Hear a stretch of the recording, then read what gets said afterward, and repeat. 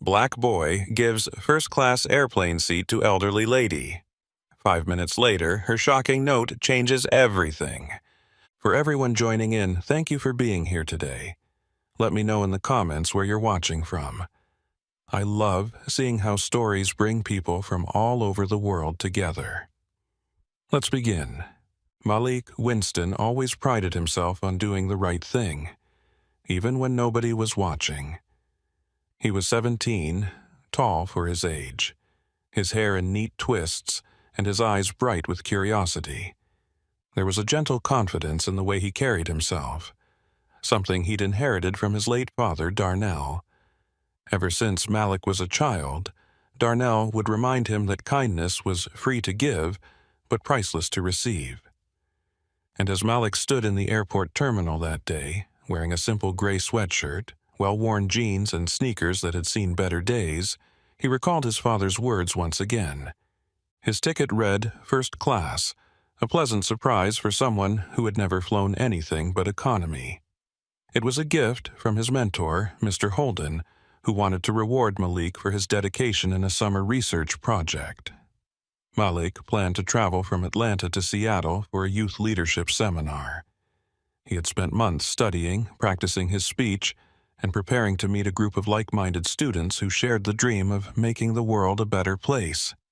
Despite his excitement, he couldn't help feeling anxious. He was still just a kid from a humble background, stepping into a realm of privilege he wasn't used to. As he made his way through the jet bridge and into the spacious first-class cabin, Malik's senses were overwhelmed by the soft lighting, the plush seats, and the flight attendants who greeted him with polished smiles. He paused momentarily, unsure if someone would question his right to be there.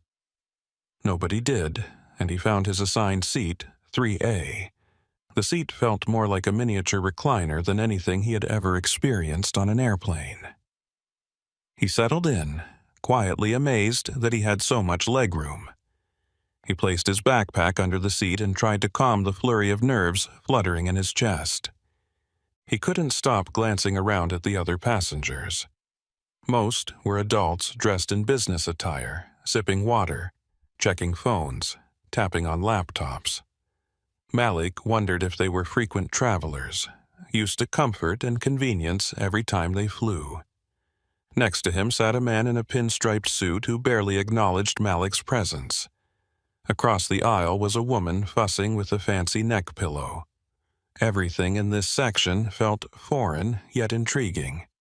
His attention shifted when he noticed an elderly lady shuffling down the aisle, peering at each seat number with confusion. She leaned on a slender cane, her face etched with the lines of many decades. Her hair was styled in a neat bun, silvery white, and her glasses kept slipping down her nose. Something about her reminded Malik of his grandmother, who would always come to visit for the holidays, her purse full of candy and kind words. When the elderly lady tried to lift her small carry-on bag into the overhead bin, she struggled. Without hesitation, Malik popped out of his seat, offered a polite smile, and gestured to help. She glanced at him, startled but grateful. She thanked him softly, her voice tinged with exhaustion. Malik stowed her carry-on bag carefully, then watched as she awkwardly looked for her seat assignment. She was headed toward the back of the airplane, the part that would be cramped and noisy. Seeing her slow, uncertain steps, he felt a tug of empathy. It wasn't pity. It was the sense that she deserved a more comfortable spot than some middle seat at the back, squeezed between travelers with no patience.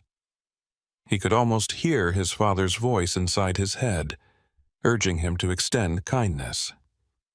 He gathered his courage and gently tapped her shoulder. He asked if she might like his seat in first class instead. Her eyes widened, and she tried to refuse him, explaining she couldn't possibly accept such an offer. She looked at him as if he were performing a miracle. But he insisted.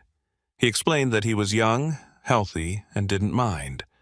Her comfort meant more to him than his own. It was a small way of repaying the kindness he'd been shown in life. The man in the suit next to Malik frowned slightly, glancing at them in annoyance. But Malik ignored him. The older woman, still unconvinced, searched Malik's face for any sign he might be joking or condescending. He wasn't. His sincerity shone through. Eventually, her resolve broke, and she nodded, tears glinting in her eyes.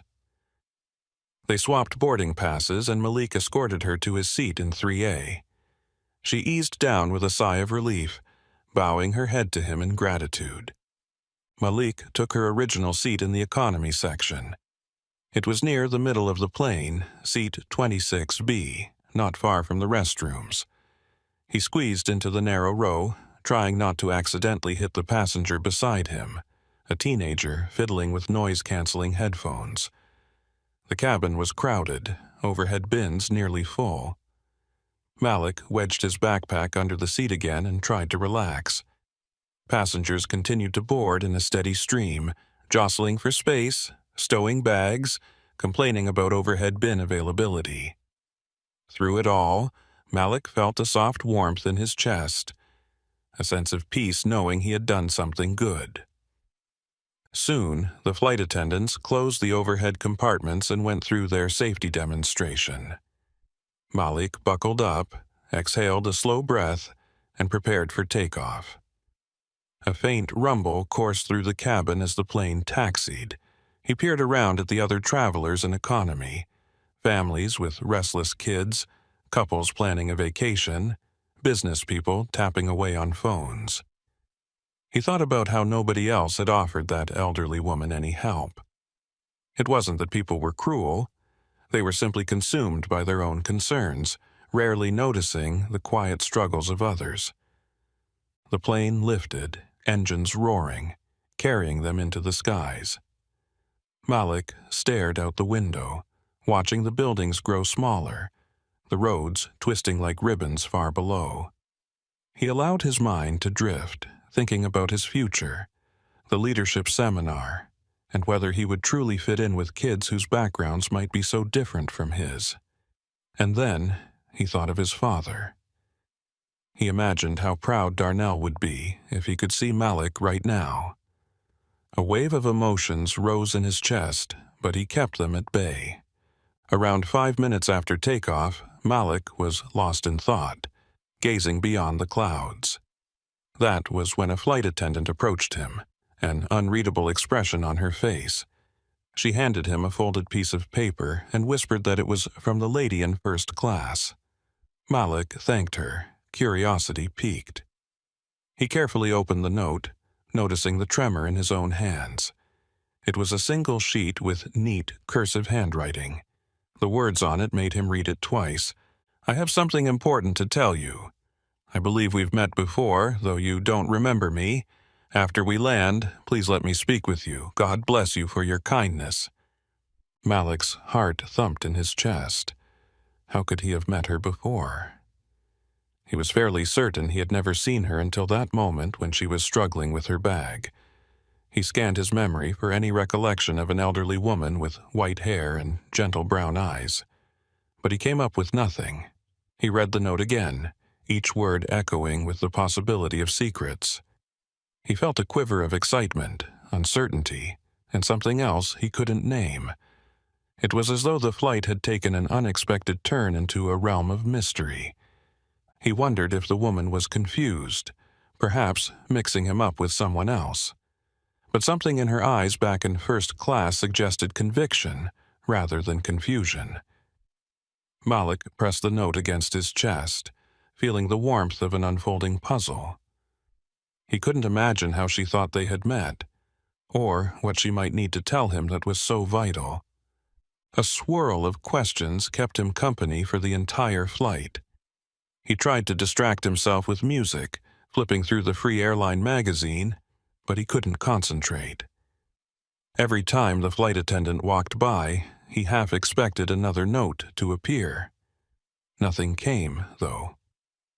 The hours dragged on, and the chatter of passengers filled his ears.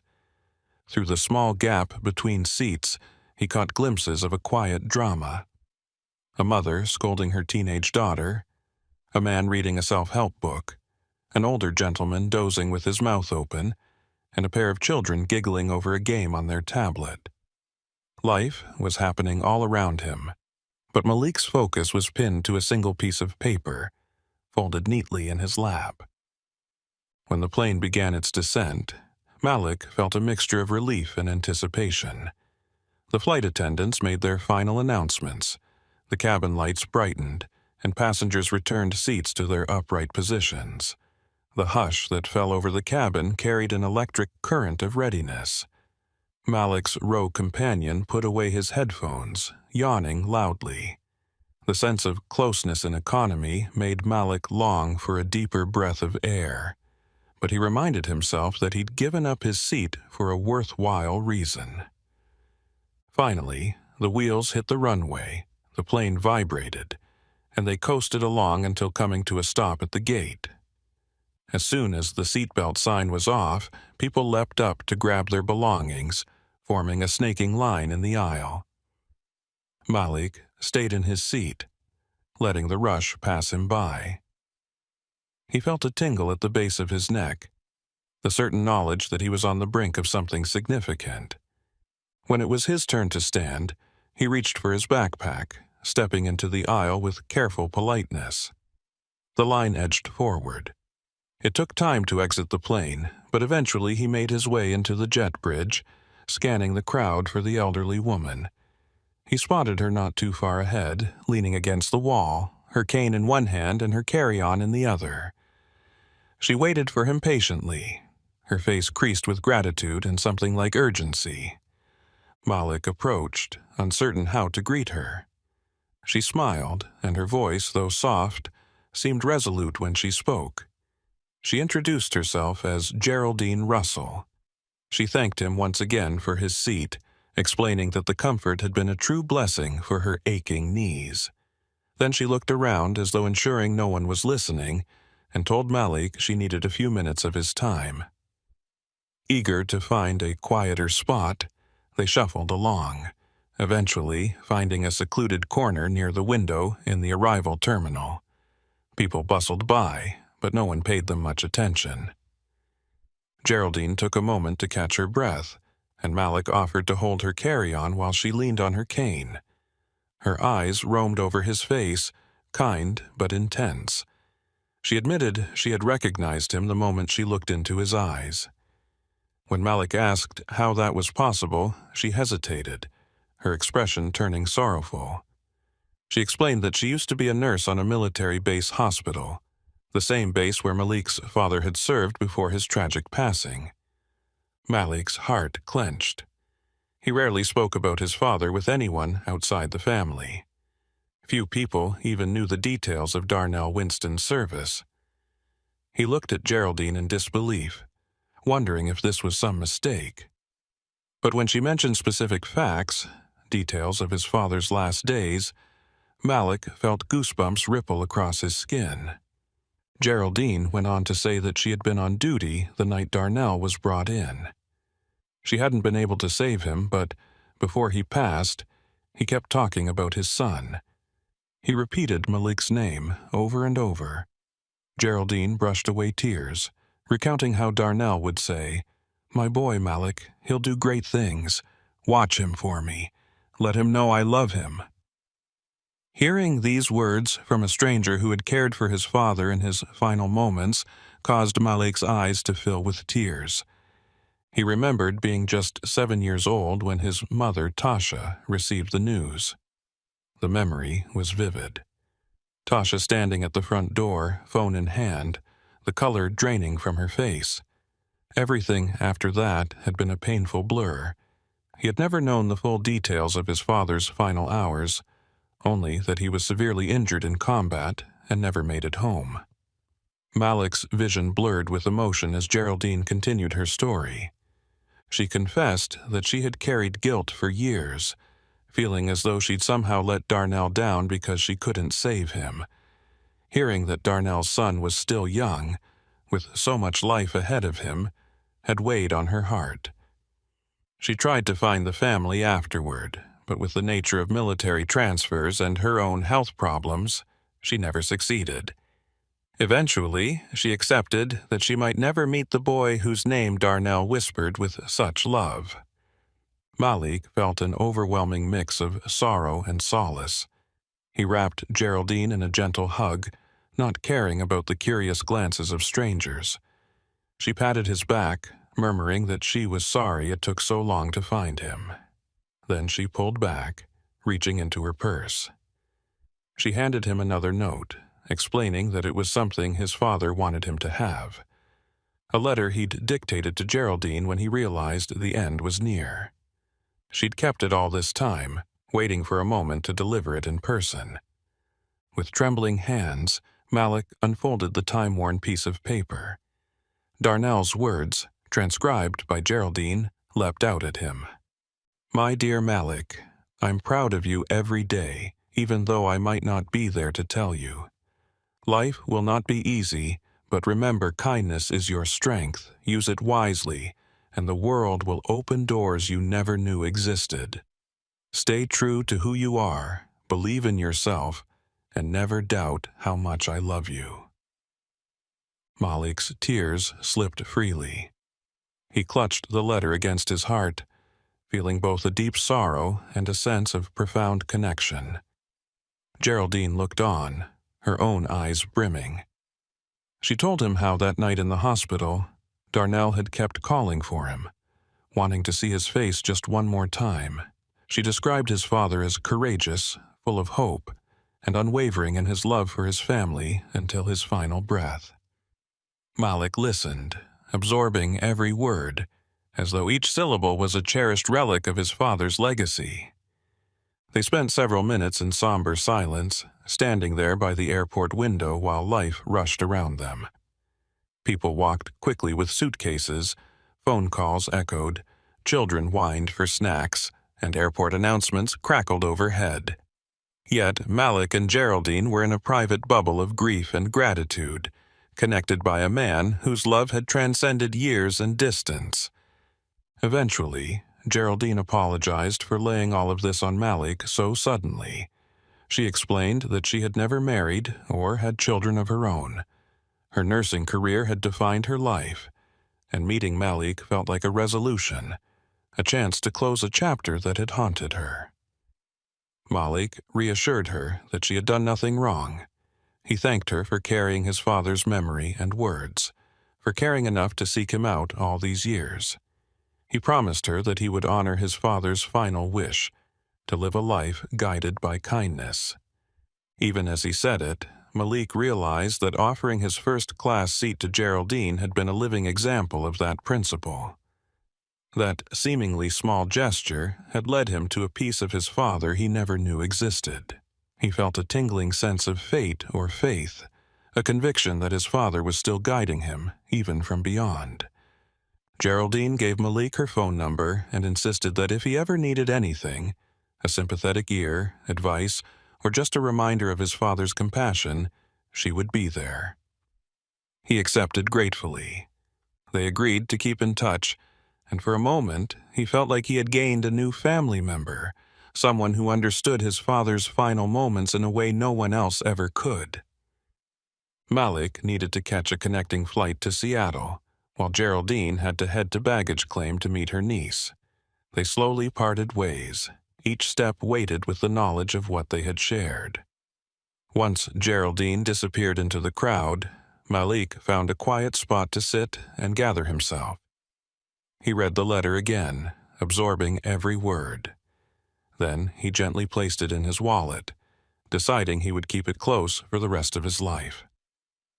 As he walked through the airport, searching for his connecting gate, something inside him felt renewed. Gone was the timid boy who worried about whether he belonged in fancy places or among people with more resources. His father's words reminded him that kindness was the measure of a man, not wealth or status. And in giving up his first-class seat, he had unknowingly followed in his father's footsteps of service and compassion.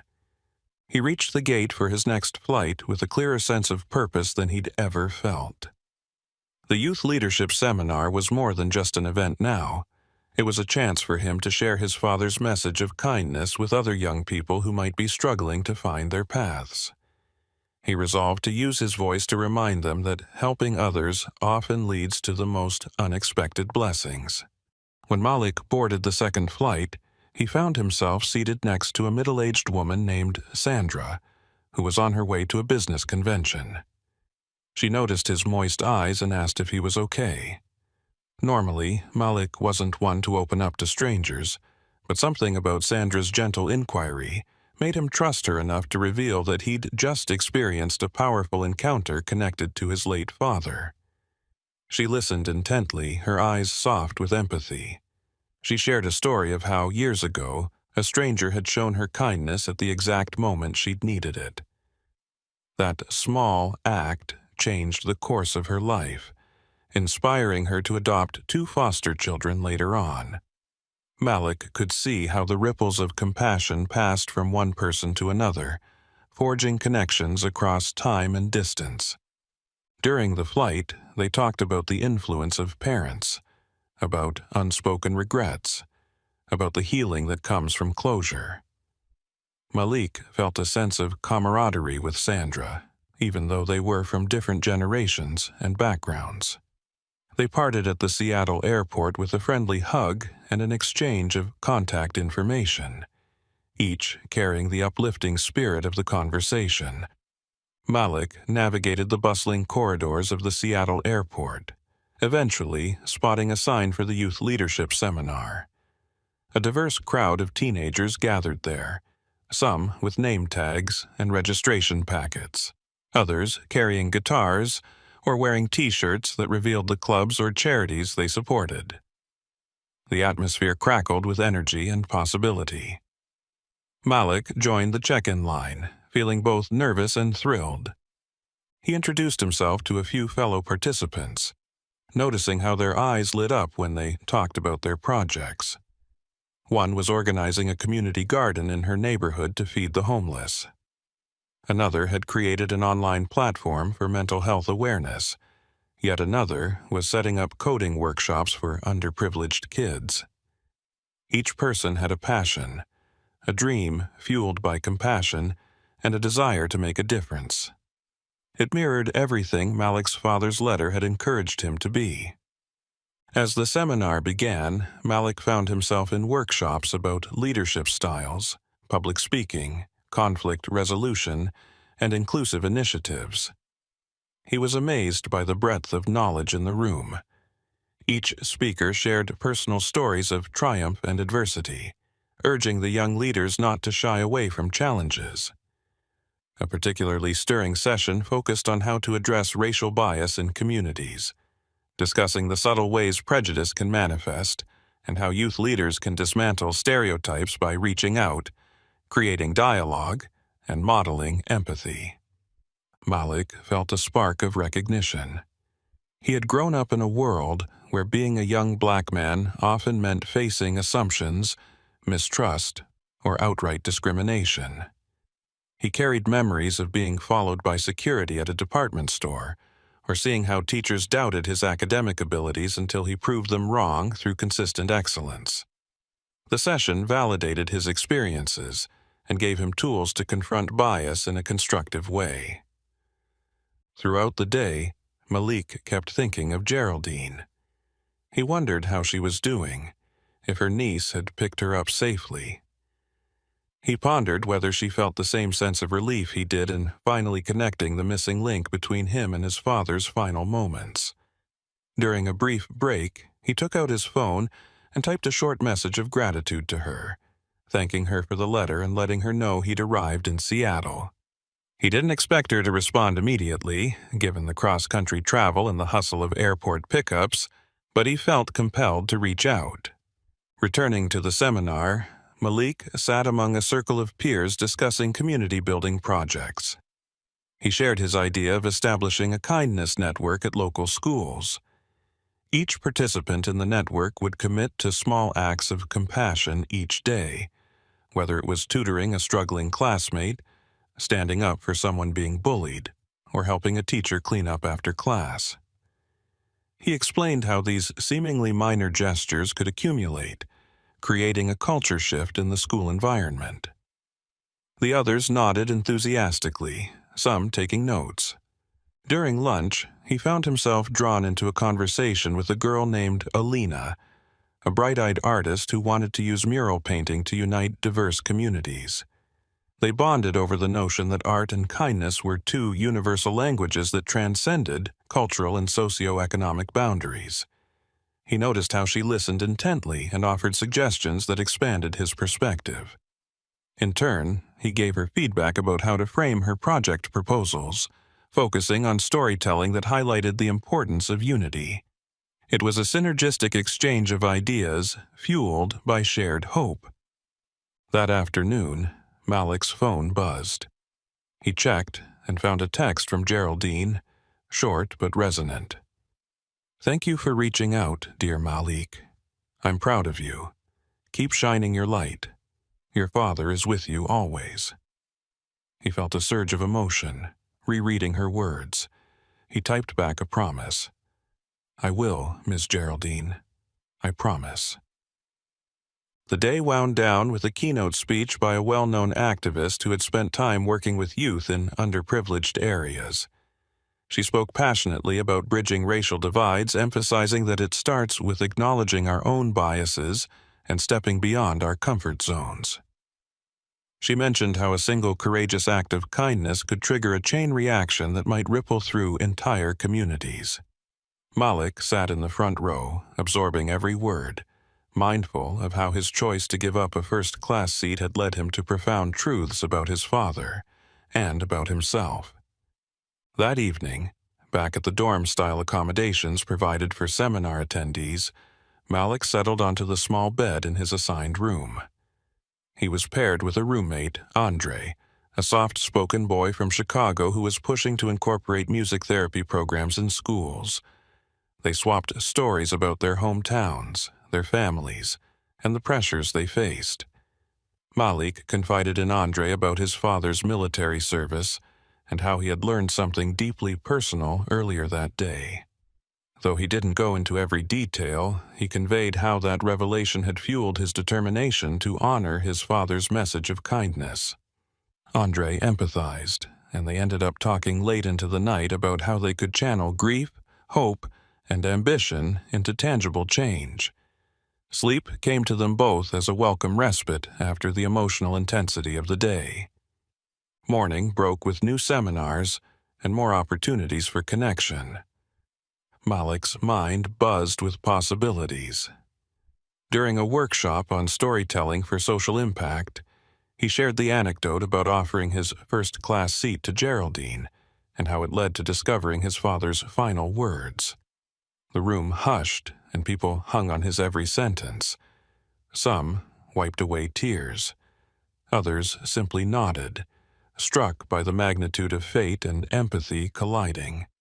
The workshop leader praised Malik for illustrating that real leadership can begin with the simplest of gestures. In the midst of the applause, Malik felt both humbled and emboldened. He realized that acts of kindness aren't just moral obligations. They're seeds that can sprout into unimaginable blessings.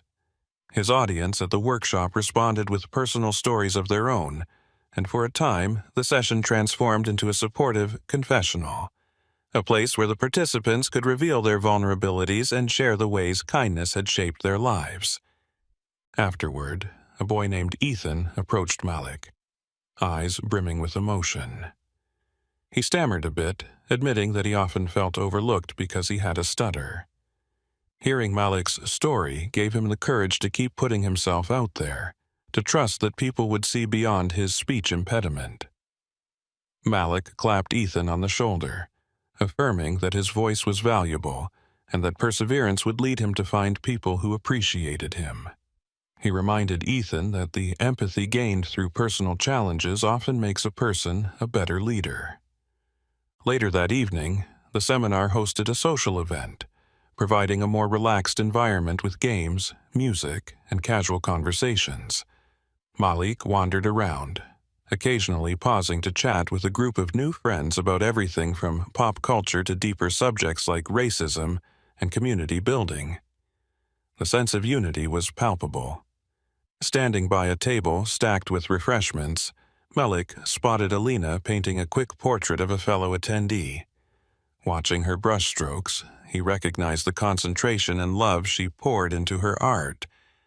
It struck him that each person here had a unique talent or perspective, a piece of the puzzle necessary to build a better future.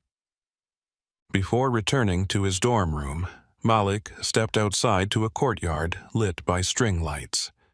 He found a secluded bench, sat down, and gazed at the starry sky. A gentle breeze ruffled his hair. He could almost sense his father's presence, as if Darnell were sitting beside him, proud and content. Malik couldn't help but picture that moment on the plane again. Geraldine's struggling figure, the spontaneous decision to forfeit comfort for kindness, and the note that changed his life forever. The memory reminded him that there was so much more for him to do, so much more kindness to spread. When he called home that night, he told his mother a condensed version of what had happened. Tasha listened in shock and awe, tears audible in her voice. She said she had never known that Darnell was able to speak in his final moments, much less that he'd left a message for Malik. Hearing this news brought her a kind of closure she hadn't realized she needed. She made him promise to keep Geraldine in their lives, to stay in touch. Malik agreed wholeheartedly, feeling the circle draw closer. Later, he hung up the phone with a lighter heart, more determined than ever to carry on his father's legacy. On the last day of the seminar, participants were encouraged to present their action plans.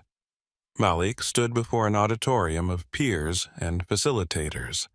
He laid out his vision for a nationwide kindness coalition among high schools, a network of student leaders who would encourage everyday acts of empathy. Using social media campaigns, local partnerships, and motivational assemblies, the plan aimed to highlight the power of positive actions. The concept was ambitious, but the crowd responded with thunderous applause. The synergy in the room suggested that many were ready to join, to expand on the idea. After the session, a local news reporter who was covering the seminar approached Malik. She'd heard his story from the workshop and wanted to interview him. Malik felt a rush of nerves. Public speaking was one thing, but an interview for the news felt more exposed. Still, he reminded himself of his father's words, "Stay true to who you are." Gathering courage, he agreed. He explained how a simple act of courtesy, driven by compassion, led to discovering a hidden piece of his father's legacy. He spoke candidly about how it had reshaped his perspective, fueling his drive to make kindness the core principle of his future endeavors. The reporter seemed genuinely moved. She pointed out that in a world filled with hardship, stories like Malik's offered a reminder that humanity still holds the capacity for grace. She asked if he had any advice for young people feeling powerless or afraid to stand out. He responded that courage doesn't have to be loud or dramatic. It can start as a small gesture of empathy that resonates far beyond what we imagine. He encouraged viewers to reach out to strangers in need, to speak up when they see injustice, and to listen when someone's voice shakes from insecurity. With that, the interview concluded, leaving Malik feeling both exhilarated and slightly overwhelmed. That evening, the leadership seminar wrapped up with a closing ceremony. Awards were given out, participants hugged goodbye, and contact information was exchanged. Malik couldn't believe how quickly they had formed tight bonds. The intangible sense of hope lingered in every handshake and farewell. Alina invited him to collaborate on a mural project someday. Andre asked if Malik would come visit Chicago to speak at a local community center. Ethan gave him a fist bump and said he'd start a kindness club at his school and name Malik as one of the inspirations. Malik left the building with a flurry of new possibilities in his mind, each more exciting than the last. Outside, he found a taxi to take him to a budget-friendly hotel he'd booked for one extra night in Seattle. As he settled in, he checked his phone again. There was a message from Geraldine. "Praying for you always. Remember, one candle can light another, and the flame only grows." Malik smiled, typing back, "Thank you, Ms. Geraldine. The flame is growing every day." That night, he lay in bed, thinking about the day he'd boarded that flight. He'd been nervous and unsure, wondering if he belonged in first class. Now he realized that belonging wasn't about a seat number or a social status. It was about living a purpose aligned with compassion. A wave of gratitude washed over him, and he mentally thanked Mr. Holden, who had surprised him with the first-class ticket. He vowed to pay that gesture forward, to keep the chain of kindness alive in the world. Early the next morning, Malik decided to explore a nearby park before catching his flight back home. The morning air was cool, the sky brushed with soft pink and gold. He walked along a winding path, noticing couples jogging, dog walkers pausing to greet each other, a flock of birds skimming across a shimmering pond. The peaceful scene contrasted sharply with the intense emotions swirling inside him. He recalled that initial note from Geraldine, folded so neatly by the flight attendant's hand, and how those few words had changed everything. He wondered how many other pivotal moments in life he might have missed if he hadn't listened to his conscience. After some reflection by the pond, he returned to the hotel to grab his luggage and hail a ride to the airport. Checking in for his flight back to Atlanta, he navigated the lines with a newfound sense of calm. When he reached the gate, he spotted a frazzled mother trying to calm her two small children. One child was crying over a lost toy. The other was tugging at her sleeve repeatedly. Passers-by gave them weary looks, and Malik's heart sank a little at how quick people can be to judge or dismiss. Without hesitation, he knelt down, introduced himself to the children, and asked if they liked coloring. He rummaged in his backpack for a small notebook and some markers he had used to jot down ideas during the seminar. He offered them to the kids, who brightened immediately, their tears replaced by curiosity. The mother looked at Malik with profound relief. She mouthed a thank you, and he nodded, smiling. He was reminded once again how simple it could be to ease someone else's burden. The flight boarded soon afterward, and Malik found his seat in economy this time. It felt right, comfortable in its own way. He leaned back, recalling all that had transpired in just a few days. The plane soared above the clouds, and he read his father's letter again, letting the words sink in deeper. He repeated them in his mind, etching them into his soul. Arriving in Atlanta was bittersweet. He felt a twinge of sadness leaving behind the whirlwind of the seminar and new friendships. At the same time, he was eager to share his revelations with his mother, to figure out how to integrate everything he'd learned into his daily life. The sliding doors opened to the arrivals area, and he spotted Tasha waiting with open arms. He rushed toward her, giving her a warm hug. She asked about every detail, her eyes reflecting pride and curiosity. He assured her he'd explain everything once they were settled at home. Together, they left the airport, the weight of the father's memory mingling with the excitement of new beginnings. Over the next few days, Malik worked tirelessly to turn his idea of a kindness coalition into a real project. He reached out to teachers and administrators at his school, describing the concept. Some were immediately supportive, offering to sponsor a club or help him connect with other student leaders. He didn't shy away from discussing how racial bias could be challenged through intentional acts of inclusion, believing that honesty and open dialogue were crucial. Tasha helped him craft emails and gather materials. Her heart seemed lighter as she got involved. She saw in her son a reflection of the man she had loved so deeply, and it gave her comfort. Word spread quickly. Other students wanted to be part of the Kindness Coalition, not just because it sounded good on a college application, but because they resonated with Malik's sincerity. They recognized that real change started with the willingness to care. A friend from his church volunteered to design a website. Another from the debate club offered to help with PR, writing articles for the local newspaper. Day by day, the project took shape, turning from a hopeful dream to a structured initiative with the potential to grow statewide, perhaps even nationally. Malik made sure to credit Geraldine and the memory of his father whenever he talked about his motivation. He felt a duty to share the story, to remind others that life can surprise you at the most mundane moments. Racial bias, personal grief, and the complexities of human relationships could all be softened by genuine empathy. He was convinced that these messages were essential in a society so often marked by division. Despite the progress, Malik encountered skeptics. Some students mocked him, calling it a silly idea that wouldn't change anything. Others accused him of being self-righteous, suggesting he was using his father's story for attention. Malik felt the sting of these remarks, but he stood firm, recalling the letter in his wallet. He read it sometimes when doubts crept in, especially the part urging him to stay true to himself. It fortified him in moments of uncertainty, reminding him that not everyone would understand or appreciate his vision. But that couldn't deter him from trying. He also faced subtle racial bias from certain people who insinuated that a black teenager couldn't possibly lead a movement of this nature in their community. They questioned his motives, his capabilities, sometimes even ridiculing his manner of speech.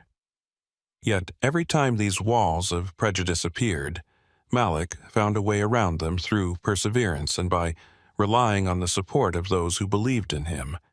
He learned that leadership often involves facing uncomfortable truths, not just about society, but about one's own resilience. Meanwhile, his communication with Geraldine continued. They traded phone calls and text messages. She updated him on her health, and he told her about the Kindness Coalition. She expressed joy, certain that Darnell would be smiling from above. Sometimes they would reminisce about the military base hospital, about the routine of a nurse's life, about how heartbreak and healing often intermingled in those sterile white corridors. Malik asked questions about his father he'd never had the chance to ask before. Geraldine described the younger Darnell who would volunteer in the medical wards on his off hours, reading to injured soldiers or helping them with small tasks. She told stories that Tasha had never heard. Each anecdote lit another candle in Malik's heart, each flame contributing to the radiant tapestry of his father's memory. Weeks passed, and the coalition's first big event approached, a Kindness Day at Malik's high school. They planned to hold workshops, invite local organizations, and encourage students to volunteer. Tasha baked cupcakes, shaped like hearts, to distribute. Administrators granted access to the auditorium and community members donated supplies. The excitement was palpable the morning of the event. Banners hung from the walls, and a line of students formed at the registration table, each wearing a vibrant wristband with the slogan, "Kindness unites us." Malik addressed the crowd in the auditorium, stepping onto the stage with shaky knees.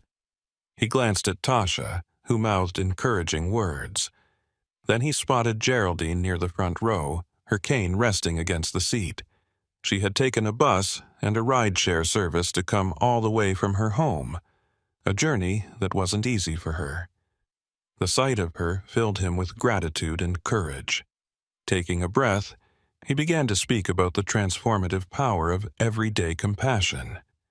He spoke of how simple acts can lead to extraordinary outcomes, citing his own experience on the airplane as proof.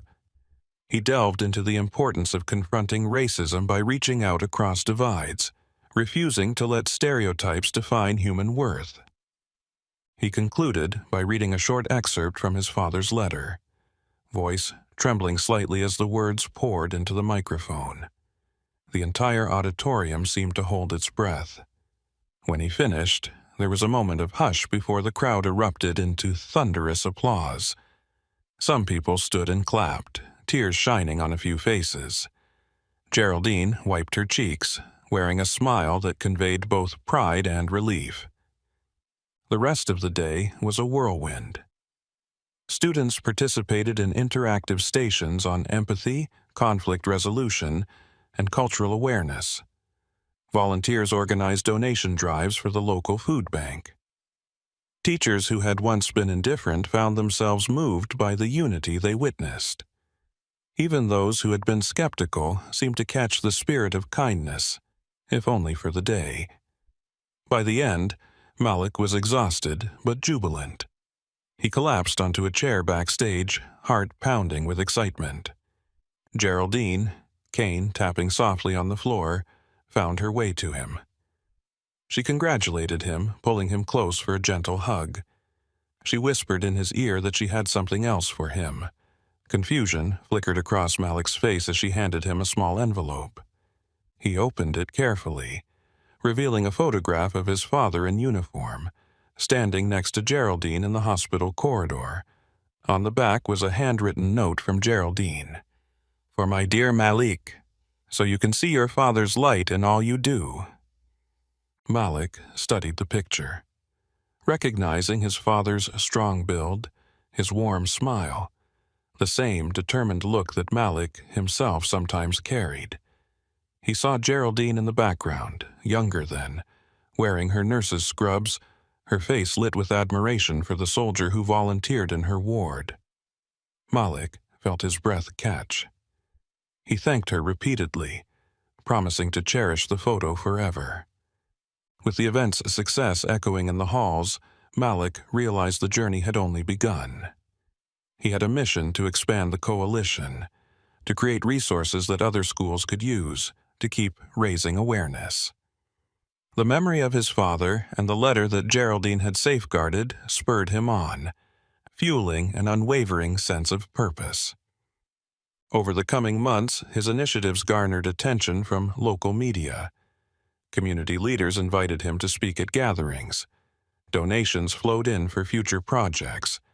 A few neighboring schools implemented their own version of Kindness Day, connecting with Malik's group to share strategies.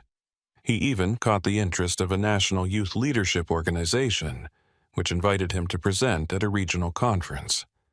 Each achievement felt like another testament to the power of giving up his seat on that plane. Yet, Malik never glorified himself. Whenever interviewed, he spoke about how small gestures ignite vast networks of goodness. He referenced the memory of his father and the nurse who carried that memory across the years. He emphasized that any person, regardless of their background, could become an agent of change. Racial bias, poverty, isolation, none of these insurmountable issues could stand firm against a collective tide of kindness. Geraldine followed his progress from afar, staying in touch through phone calls that became more frequent. She grew frailer, but her spirit remained strong. On a brisk autumn afternoon, she called him with a waver in her voice, saying the doctors had found a complication in her medical condition. Malik felt a spike of alarm. She insisted she was at peace, having lived a long and fulfilling life, but she did want to see him again soon. Without hesitation, Malik asked Tasha for permission to visit Geraldine. She agreed wholeheartedly, and they drove 2 hours to the hospital where she was being treated. Walking into her room, Malik was struck by how pale she looked against the white sheets, but her eyes still glowed with kindness. She beckoned him closer, patting the edge of her bed. He took her hand gently, noticing the blue veins under her thin skin. Geraldine smiled weakly, telling Malik she was so proud to witness how he'd grown into the very kind of man Darnell would have wanted him to be. She urged him not to fear the future, even if it meant losing her. Malik's throat tightened. He realized that though his bond with her was relatively new, it was steeped in a history that spanned the final moments of his father's life. She represented both closure and continuity in his story. With Tasha standing by, Geraldine recounted the same story she'd told Malik before, but this time her voice was softer, her breath more labored. She repeated her last memory of Darnell, the gentle smile he wore as he drifted into eternal rest, secure in the knowledge that his son would one day live out the values he'd taught him. Malik soaked in every detail, as if each word were a precious fragment of his father that he'd add to his cherished mosaic of memory. They spent an hour talking quietly, occasionally laughing about small things, occasionally weeping over the weight of it all. Then Geraldine sank back into the pillows, eyes fluttering. Malik squeezed her hand and promised to carry on the mission. Tasha stepped in to brush Geraldine's hair back from her forehead, offering soft words of comfort. In that moment, the lines of race, age, and station in life blurred into irrelevance. They were simply human beings bound by love and compassion. Days later, Geraldine was discharged, opting for home hospice care. Malik continued to check on her by phone. He balanced his schoolwork, the Kindness Coalition activities, and visits to her modest home. Each time, she greeted him as if he were her own family, a sentiment that ran both ways.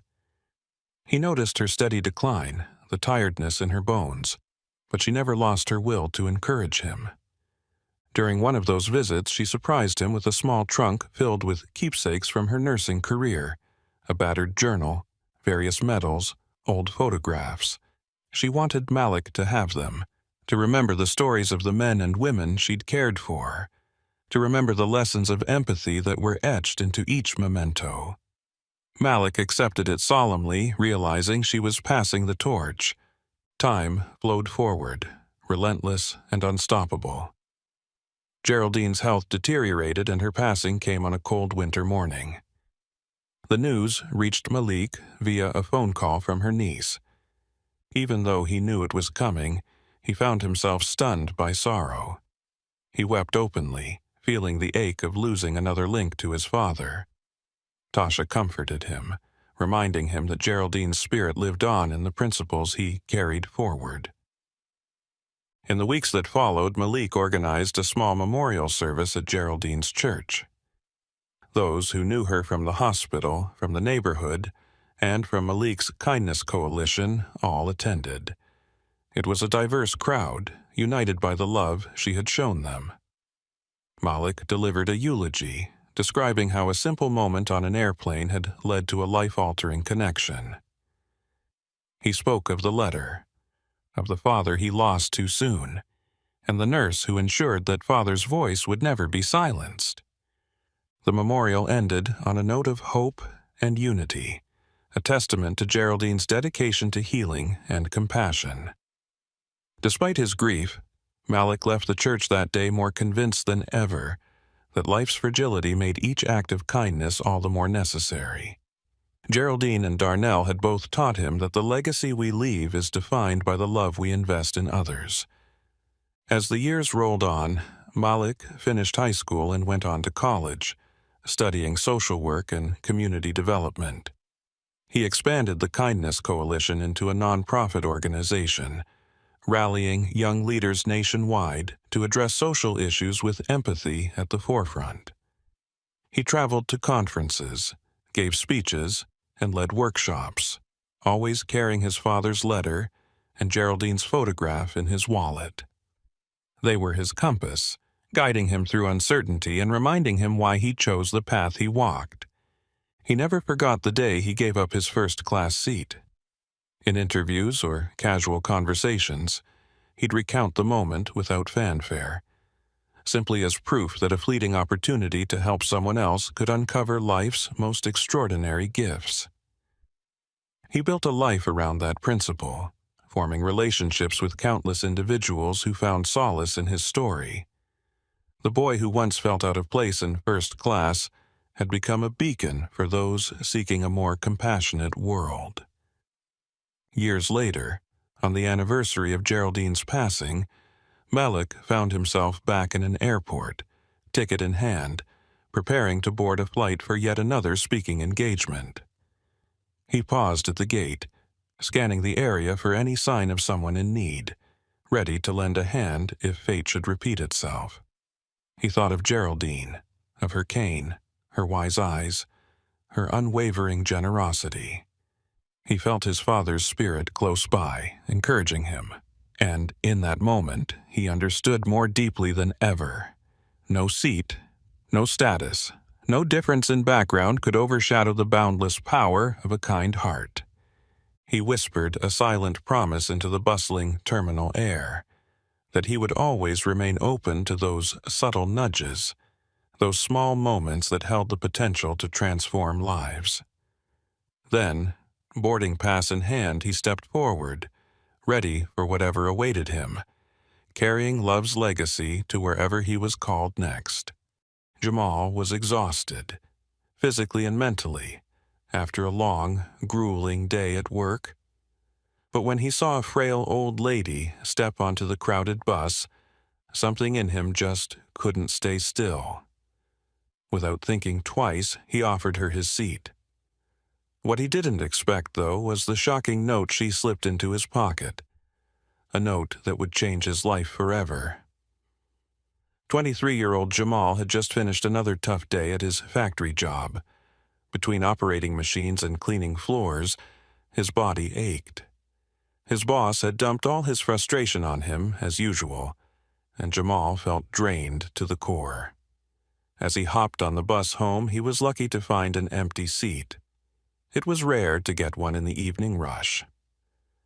As he sat down, he let out a deep sigh. His mind was racing. How long can I keep doing this? He thought. He knew this kind of labor was wearing him down, but he didn't see a way out. A few stops later, the bus slowed down, and an old woman shuffled on. She moved slowly, her steps unsteady. Jamal glanced at her and saw her struggling to stay balanced as the bus lurched forward. He couldn't just sit there while she stood. "Ma'am, please, take my seat," he said, standing up immediately. The old woman blinked in surprise. In this city, people often looked out only for themselves, and acts of kindness were rare. She gave him a grateful smile as she carefully made her way to the seat. Jamal helped her sit down and stood for the rest of his ride. 3 minutes later, the bus reached Jamal's stop. As he made his way to the door, he felt the old woman's hand grab his jacket. "Wait," she said softly. Her frail fingers slipped a small piece of paper into his pocket. Jamal didn't have time to ask questions before he had to step off the bus. The crowd was already pushing him out the door. Outside, Jamal stood on the sidewalk confused. What was that about? He wondered. Reaching into his pocket, he unfolded the note. What he saw made his heart race. There was an address, 5 Elm Street, and a 5-digit number that looked like a code. 88687. It didn't make any sense. Jamal couldn't shake the thought of the note all night. He tossed and turned in bed, unable to sleep. What's at that address? Could this be some kind of trap? His mind spun with questions. The next day, Jamal boarded the same bus, hoping to see the old woman again and ask her about the note. But she wasn't there. For the next 2 days, she didn't show up, and his curiosity only grew. By Friday, his day off, Jamal couldn't stand the mystery any longer. He decided to visit the address. His heart pounded as the bus took him closer and closer to 5 Elm Street. When he arrived, he found a massive, intimidating estate surrounded by lush gardens and tall trees. The whole place felt strangely serene. There was no gatehouse, no one to greet him, just a large gate with a keypad. Jamal's mind raced as he pulled out the note again, staring at the numbers. Could this be the code? He typed 88,687 into the keypad, and with a soft beep, the gate swung open. Jamal stepped cautiously through the gate, walking down a long path toward the mansion at the far end. As he reached the door, it was already ajar. He hesitated, then pushed it open and walked in. Inside, the house was grand, but what truly shocked Jamal was the sight of the old woman sitting on a plush sofa, smiling warmly at him. "I knew you'd come," she said, her voice gentle but confident. Her name was Miss Evelyn, and she thanked Jamal for offering her his seat that day. She explained that she had been ill and needed help, someone she could trust. She didn't just need help with her daily life, she needed a caretaker. And she wanted him to take the job. Jamal was stunned. The pay she offered was 6 times what he earned at the factory. The opportunity felt surreal, almost too good to be true. After a brief hesitation, Jamal accepted. He couldn't turn down a chance like this. Evelyn had been through several caretakers, all of whom had either left or stolen from her, but she had a feeling Jamal was different. Jamal settled into his new role easily. His days were spent caring for Evelyn, cooking her meals, and making sure she took her medication. They developed a deep bond, often sitting together as Evelyn told stories from her past. Jamal began to feel like her home was his own, and Evelyn like the grandmother he never had. But one night, everything changed. Around midnight, Jamal awoke to a strange noise. He listened closely, his heart beating fast. He got up and checked on Evelyn, who was fast asleep. Just as he was about to head back to bed, he heard it again. This time, it was clearer. Someone was picking the lock. Jamal's pulse quickened. Before he could act, he heard a scream coming from Evelyn's room. Rushing inside, he was confronted by a masked intruder holding a gun to her head. "Give me the money now," the man demanded, his voice shaking with desperation. Without thinking, Jamal sprang into action. His body reacted faster than his mind. He lunged at the man, knocking the gun out of his hand. They wrestled fiercely, the intruder pulling out a knife and slashing Jamal across the stomach. But Jamal fought through the pain, disarming the man and pinning him to the ground. Evelyn called 911 as the intruder fled out the window, leaving Jamal bleeding but victorious. Jamal was rushed to the hospital, where Evelyn stayed by his side throughout his recovery. She was forever grateful, and he was just glad he could be there for her. Not long after, Evelyn's health began to decline. Despite her strength, her time was running out. She passed away peacefully with Jamal by her side, thanking him for everything he had done.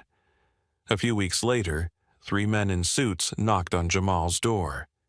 They were Evelyn's lawyers, and they came with a revelation that shook Jamal to his core. Evelyn had left everything to him: her estate, her investments, and her wealth. She had been a millionaire, and now so was Jamal. His act of kindness on that bus, a simple gesture of offering his seat, had transformed his life in ways he could never have imagined. Have you ever experienced a moment where your kindness led to something unexpected? Share your stories in the comments below. And don't forget to hit the like button and subscribe for more incredible stories like this one.